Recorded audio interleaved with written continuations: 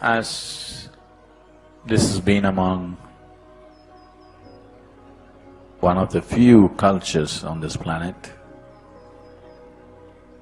or in many ways, if you take it in terms of its geographical size, probably the only one of such size where the whole population, the very structure of the society, for thousands of years was focused only on the ultimate well-being of the human being. Material well-being, the immediate well-being was just handled as a small part of one's life. The moment you're born in India, your life is about mukti. Your life is not about your business. Your life is not about your wife or your husband or your children or your parents. Your life is only about mukti. You even bear children only because they are tools for your mukti. Yes or no? Don't know? Why do you think in India, for ages people have believed they want to have a son, not a daughter? Because when he dies, he will do certain things for you where it assists your journey. So everything is about mukti. Just every aspect of life is only about your liberation. So the whole society was structured like this. So they naturally wanted to use every possible device that they could create, every possible situation in life to enhance this process. If you got married according to traditional Hindu rites, maybe you were at that time very enamored with your would-be spouse. You didn't listen to all the things that were saying. That man who came there, the priest, was telling you just this, that this union of you and your husband or you and your wife meeting is not important. You both of you meet and make use of this for your ultimate union. That's what he's mumbling away.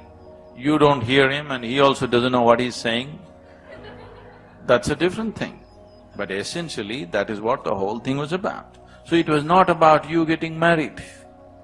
It was about, because you have some compulsions within you, using those compulsions as a tool for your ultimate well-being. You are not free of those things, so use them so that you reach towards your ultimate. So everything was just about that. In this context, they created powerful devices. There have been many kinds of devices. Jyotirlingas have been very, very powerful tools in this direction.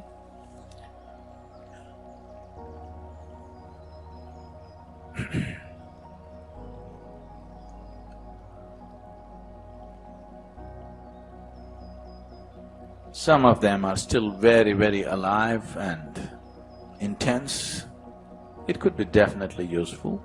If one is become meditative by his own nature, then outside help may not be so much relevant.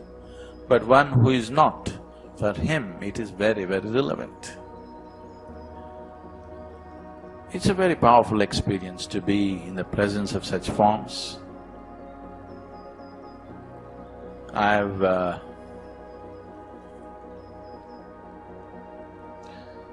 not made to be going temple visitations, but I happened to go to one of the Jyotirlingas because my guru had been there and I just wanted to go for the sake of that. So I went to Ujjain. You been there? The temple looks like a bad public bathroom. Because this temple was demolished a few times and they put this… the lingam was shifted here, there. Now their sense of… India's sense of aesthetics is all in ceramic tiles, you know. So they put bathroom tiles all around because it's easy to clean and they think it's nice. I'm saying the whole situation around is miserable in every way. But you go sit there, it'll blow the hell out of you, this little form. just this little piece of stone which is sitting there for thousands of years, it'll just shake the hell out of you. Still reverberating like it was made yesterday. So, they have a tremendous power because they were consecrated and made in a certain way. Many of them have died because of various things that have happened to them. This one has been vandalized in many ways. The invaders demolished these temples, and I think 2 or 3 times it was rebuilt. The recent rebuilding, their aesthetics changed into, like this bathroom kind of aesthetics. Don't laugh at a bathroom, it's a very useful place. Some time ago, when someone asked me something about building, someone was wanting to build a temple slightly into the road in Delhi, because, whatever. It's a good place to set up any business. Not on the side, slightly into the road so that you can't miss the place. So someone came and asked me, what do you think about this? I said, I think in the streets of Delhi, I don't think we need a temple, we need toilets. So they asked, do you think toilets are more important than temple? That's not the point, but peeing is more important than praying.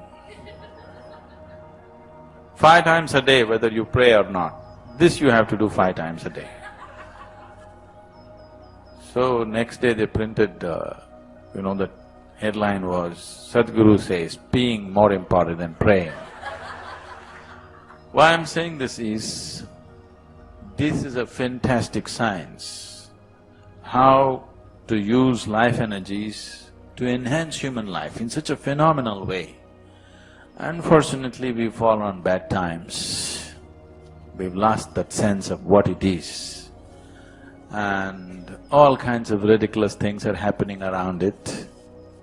People have turned it into not even a good business, a horrible form of business.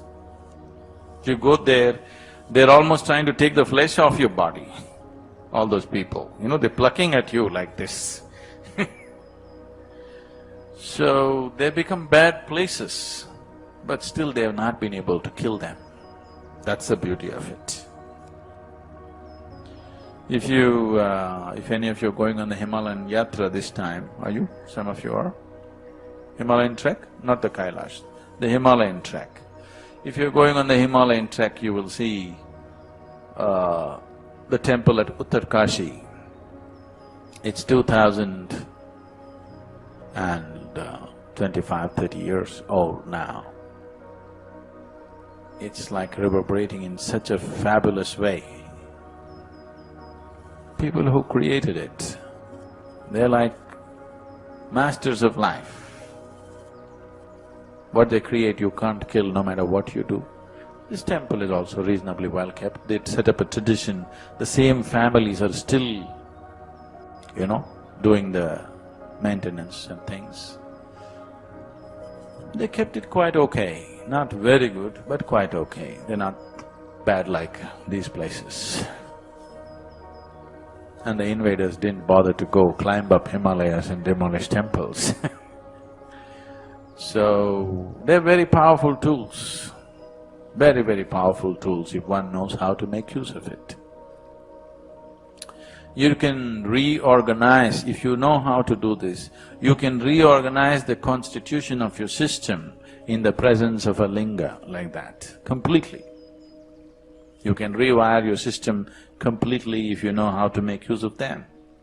So for every kind of linga that they created, they had a specific sadhana attached to it. Sadhana is all gone. Temple has become like a monument for somebody who died long ago. Unfortunately, it's gone there because the necessary sadhana is gone. For example, in South India, they built these 5 temples for 5 elements, you know this? People who come from Tamil Nadu should know. For every element they built a temple, making the whole geography like a human body, so that people could make use of it and do the necessary sadhana. Now we divided the states, one temple went into that state, another temple went into this state, you know. And the sadhana is gone, that's the worst part. We thought we will make this 5-temple tour with a group of people, doing 3 days sadhana in each one of these things, because these temples were built for Bhuta Shuddhi. Bhuta Shuddhi is the fundamental practice in the yogic culture. You know what's Bhuta? Not that, not Bhut. You know what's a Bhuta? Bhuta means the elements. So Bhuta Shuddhi means becoming free of the elements. If you become free of the 5 elements, tell me what all are you free of? Everything that's physical, you're free of it, right? That's being spiritual. Ultimately, all spiritual process originates in terms of sadhana. All spiritual process, all sadhana originates from this fundamental sadhana called Bhuta Shuddhi. Many variations have been done, but the essential Bhuta Shuddhi is such a powerful practice. Generally, ascetics stuck to it, other people lost it, now they have also lost it. The temples are still intact, fortunately. Even now it could be made use of. We thought we will make this tour, but due to unmanageable numbers, we've given up. How do I tour in Tamil Nadu with a group of people without gathering thousands of people? So, they're very powerful tools. I don't know how many of these Jyotirlingas are still alive, but some of them are, and they're very, very powerful tools.